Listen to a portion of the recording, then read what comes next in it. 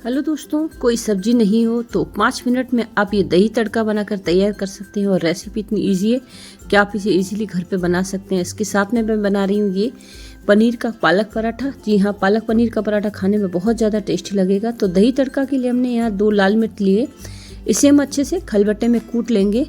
अब ये कुछ रेसिपी जैसी होती है जो झटपट बन जाती है, और आप रेस्टोरेंट होटल में जाते हैं तो आपको बहुत ही ज़्यादा महंगी मिलती है, तो आप इसे इजीली घर पे बना सकते हैं।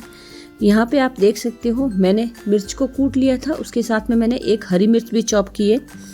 हरी मिर्च को भी हम इसमें डाल देंगे। इसके साथ में मैं ले रही हूँ आधा इंच ये अदरक का टुकड़ा। आप अपने हिसाब से सेट कर सकते हैं कितना तीखा खाना है आपको। इस तरह से हम इसको भी कूट लेंगे जब तक आप अपने दही को स्ट्रेनर में डाल के इसका पानी निकाल सकते हैं। मैंने पानी नहीं निकाला है क्योंकि मुझे तो ऐसे ही दही पसंद है। इसके साथ में मैं पालक को साफ करके इस तरह से धो लिया था मैंने पानी से, और इसे ही मैं पीस लूँगी। अब पालक की रेसिपीज भी खाने में बहुत ज़्यादा टेस्टी लगती है, और बच्चे बिल्कुल भी पालक नहीं खाना चाहते हैं। तो पालक के पराठे इस तरह से बनाएंगे आप तो बच्चों बड़ों सबको पसंद आएगा। तो मैं इसको सीधा ही पीस लेती हूँ। पालक के पत्ते मेरे ज़्यादा बड़े नहीं है तो काटने की भी नीड नहीं पड़ी। तो यहाँ पे मैं एक आलू ले रही हूँ। आलू को भी मैंने उबला हुआ लिया है और इस तरह से मैं इसको ग्रेट कर देती हूँ। अब आप इस तरह से पराठे बनाओगे तो बहुत ही अच्छा लगेगा, और दही तड़का और पराठों का कॉम्बिनेशन आपके लिए बहुत बेस्ट रहेगा। अगर आप डिनर में खा रहे हो या लंच बना रहे हो तो ये आपके लिए परफेक्ट रेसिपी है। आपको बिल्कुल भी ऐसी कोई नीड नहीं है। अब आप अलग सा कुछ करना चाहे तो ये बना के खा सकते हैं, बहुत टेस्टी लगेगा। आलू को इस तरह से ग्रेट करने से एक फ़ायदा होगा कि आटे में बिल्कुल भी आपका इसका नहीं आएगा लम्स। तो आप इस तरह से मैंने यहाँ पे गेहूं का आटा ही लिया है। आप चाहे तो मैदे से भी बना सकते हैं, पर अब हेल्दी ऑप्शन करना है तो आप गेहूं का आटा लीजिएगा। यहाँ पे मैंने 2 कटोरी आटा लिया है। 3 लोगों के लिए एकदम परफेक्ट रहेगा ये आटा। इसी आटे में हमने जो पालक पीस के रखा था वो मिला के हम आटा गूंदने वाले हैं, पर उससे पहले हम मसाले डाल देते हैं। मसालों के लिए मैंने चिली फ्लेक्स लिया है, 1 चम्मच चिली फ्लेक्स के साथ में 1 ही चम्मच नमक लिया है मैंने। उसके साथ में मैं यहाँ पे डाल रही हूँ जीरा, और आप चाहें तो इसमें अजवाइन भी डाल सकते हैं। यहाँ पे देख सकते हैं मैं बीच में एक कैविटी सी बना देती हूँ। अब जो हमने पालक पीस के रखा था वो इसमें डाल देंगे। अब हमें यहाँ पे पानी की नीड बिल्कुल भी नहीं पड़ेगी, और अगर आपको थोड़ा सा पानी लगता भी है तो आप डाल सकते हैं। तो आप वो पानी भी जार को धोकर ही डालिएगा। तो इस तरह से आप ये आटा लगा लीजिए। पालक का इस तरह से आटा लगाएंगे तो बच्चों को पता भी नहीं चलेगा, और उनको ये लगा कि मम्मा ने हरा कलरफुल पराठा बनाया। तो आप इस तरह से ये पराठा बना सकते हैं। आटा आपका इसी में सेट हो जाएगा, क्योंकि जो पालक हम पीस के लाए हैं उसमें पानी की मात्रा होती ही है वैसे, क्योंकि हम पीसते समय भी थोड़ा पानी डालते हैं। तो इस तरह से आप इस आटे को सेट कर लीजिए। जब भी आप पराठों का आटा लगाते हैं तो आप हल्का सा तेल जरूर लगाया कीजिए, ताकि आपका जो आटा है वो अच्छे से सेट होगा। और इस आटे को ज़्यादा टाइट भी मत गूंदा कीजिए। अगर आप ज़्यादा टाइट आटा लगाएंगे तो आपका पराठा जो बनेगा वो अच्छा नहीं बनेगा। और स्पेशली आप अगर स्टफ्ड पराठा बना रहे हो तो आपको सॉफ्ट सा डो लगाना होगा। अगर आपने हार्ड डो लगा दिया तो आपका पराठा फट जाएगा। तो आप देख सकते हो हमारा आटा किस तरह से तैयार हो गया है, और इसका कलर भी कितना प्यारा सा निकल के आया है। और इस तरह से बच्चों को हम अच्छी चीज़ें भी खिला सकते हैं। तो आज का हमारा ऑप्शन बहुत ज़्यादा हेल्दी है। यहाँ पे मैं ले रही हूँ स्टफिंग के लिए पनीर। जी हाँ, मैं पनीर पराठा बना रही हूँ। अब आप कहेंगे पराठे तो इस तरह से नहीं बना सकते हम, पर बना सकते हैं हम पराठा। पालक पनीर का पराठा खाने में बहुत ही ज़्यादा टेस्टी लगेगा, और दही तड़का के साथ में ये रेसिपी तो बहुत ही अच्छी लगेगी। तो पनीर का पराठा आप पालक के साथ में भी बना सकते हैं, बहुत ही अच्छा कॉम्बिनेशन है। अभी तक आपने सिर्फ सब्जी खाई होगी। यहाँ पे मैं टेस्ट के अकॉर्डिंग थोड़ा सा नमक डाल देती हूँ, और उसके साथ में मैं यहाँ पे भी चिली फ्लेक्स ही मिला रही हूँ। पनीर के साथ में चिली फ्लेक्स बहुत अच्छे लगते हैं। यहाँ पे मैं डाल रही हूँ ये मेथी।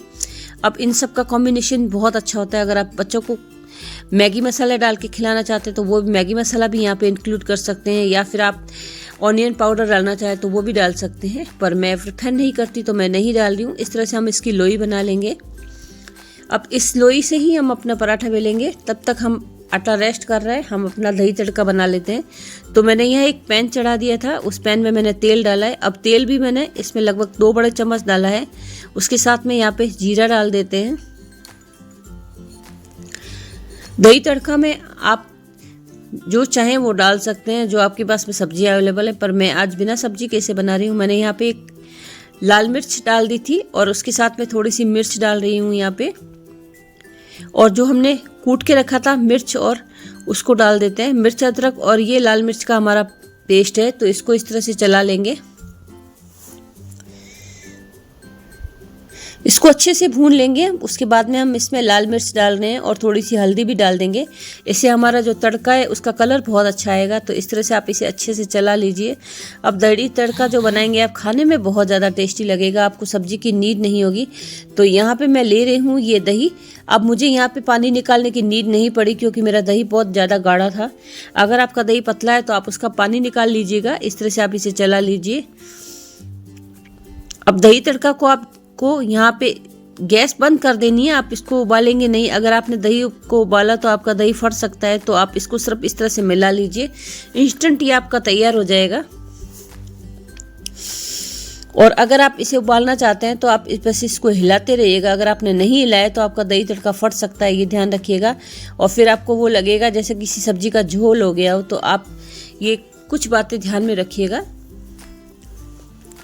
दही तड़का हमारा प्रिपेयर हो चुका है और आप देख सकते हो इसका कलर कितना प्यारा सा निकल के आया है। मैं यहाँ पे अब इसमें नमक डाल देती हूँ क्योंकि अभी तक हमने इसमें नमक नहीं डाला है।